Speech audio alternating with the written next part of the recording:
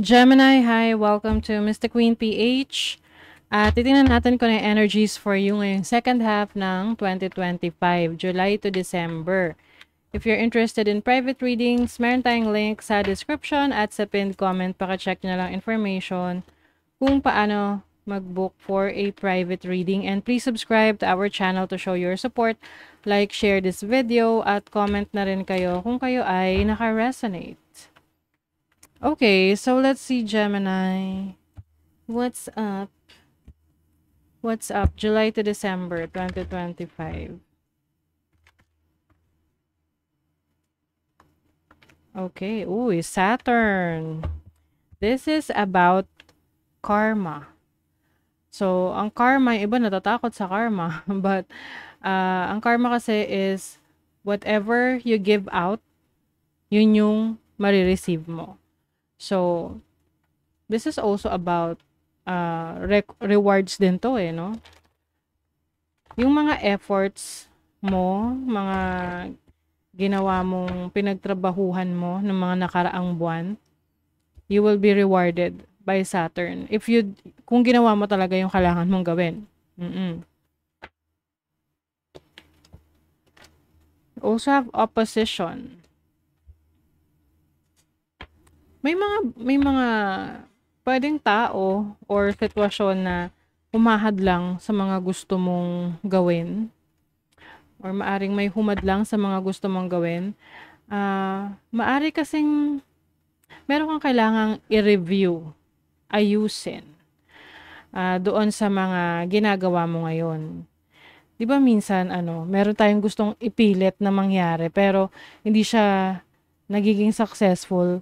Tapos nung ni-review natin, chineck natin, ay may kulang pala or meron pala tayong naging pagkakamali, no? So, parang ganun yung energy na to, na kaya may mga bagay na hindi ka pa nare-receive dun sa mga minamanifest mo or mga goals mo, or hindi pa nangyayari yung mga goals mo or plano mo, is because may kulang. Meron kang kailangang ayusin sa ginagawa mong actions.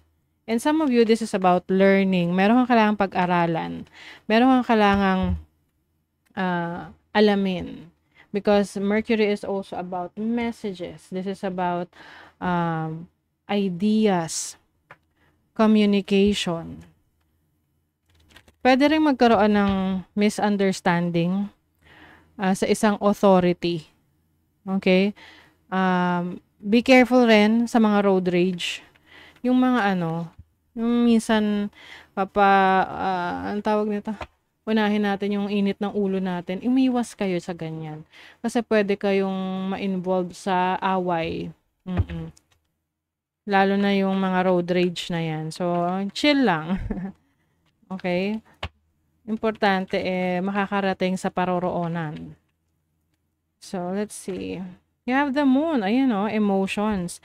Huwag masyadong magpadala sa inyong emosyon. Pag alam nyong, lang yan, parang emosyon nyo lang yung nangingibabaw. You try to control. Control nyo. Para hindi kayo makapag-desisyon or makagawa ng mga bagay na pagsisisihan nyo lang. You have the Ace of Wands. So, there is a new beginning. Lalo na sa career, trabaho ninyo. Uy, ang daming new beginnings. Dalawa ang aces mo. Dalawang alas. I feel like this new beginning na sisimulan mo ngayong second half ng 2025 ay can be a passion project or something that will make you feel happy. Pwede itong relationship na magsisimula. I also see someone asking for forgiveness, no? Wow. Queen of Cups. Creative talents and skills ninyo, explore nyo rin yan. And you also have the World. This is about completion. So, kung kayo ay merong mga projects, kontrata, trabaho na matatapos ngayong taon na to, so successfully nyo matatapos yan. And definitely, meron niyang mag-open ng mga new opportunities for you kasi may new beginnings ka dito So, yung iba sa inyo, travel opportunities, learning opportunities, mga bagong bagong creative projects. Yung iba, kung kayo ay single, pwede ring magkaroon ng romantic relationship na long distance connection, or yung iba naman ay ito ay ah, foreigner. Oo. Okay, let's see some money, career, finances. Ooh, Two of Cups. And then the Nine of Wands. So, pagdating sa finances ninyo, there is someone who is willing to help you. Meron kang karamay. May tumutulong sa iyong mga goals financially, financial goals.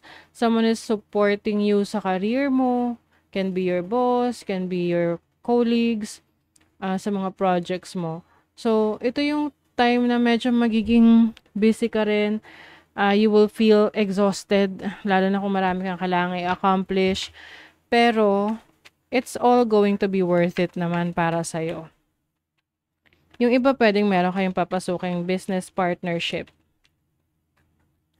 And then, sa love life, you have the Emperor and the Six of Cups. Okay, merong energy from your past. Pwedeng may magbabalik. So, 'di ba sabi ko sa inyo kanina, maaring merong hihingi ng tawad. So, itong person from the past, pwedeng romantic connection, pwedeng kaibigan mo, family member.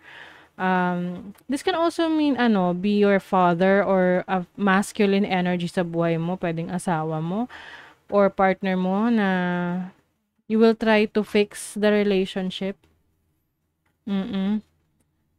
Pwedeng magre-reach out, magkakaroon kayo ng communication, pero may resistance kasi, no? So, pwedeng ayaw mo. Oo. Pero kung meron kayong anak, definitely, pwedeng i-reconsider mo. Or, pwedeng co-parenting. Hindi naman porket humihingi ng tawad ang isang tao or patatawarin mo, babalikin mo na sa buhay mo, 'di ba? So, it's just a closure, no, na kailangan nyo pareho para maka-move on kayo sa buhay. Let's see what else. Pay attention to your finances. Pay attention sa iyong kaperahan. I-monitor ang iyong cash flow. Make sure na alam mo yung pumapasok tsaka lumalabas na pera. Opportunity or windfall. Oh, wow. Ang opportunity can be sa finances mo, no? Or pwedeng may bagong project na magbibigay sa'yo ng malaking income. Successful outcome to your problems. Ang ganda nito. So, any challenges, issues na ma-experience mo, meron kang solusyon dyan, no, with the key. Successful outcome to your problems or to challenges. Let's see what else. Depression, anxiety, worry that someone is against you. Ito yung sinasabi ko sa inyong maaring may mga pumibigil, may mga obstacles, merong mga kumukontra sa gusto ninyo. Wag niyong hayaan na maapektuhan kayo ng mga taong yan, no? Ang focus mo is kung sino yung sumusuporta sa'yo. Sino yung naniniwala sa kakayanan mo. Kasi bakit ka magsasayang ng energy sa mga taong kontra sa buhay mo, 'di ba? Or parang pumipigil sa yung pag-unlad. Kasi usually yung mga ganon, they are just insecure of your success na sa mga bagay na nangyayari sa buhay mo. Okay? So, huwag kang magpaka-stress sa mga ganyan. You just have to focus on your career, your finances.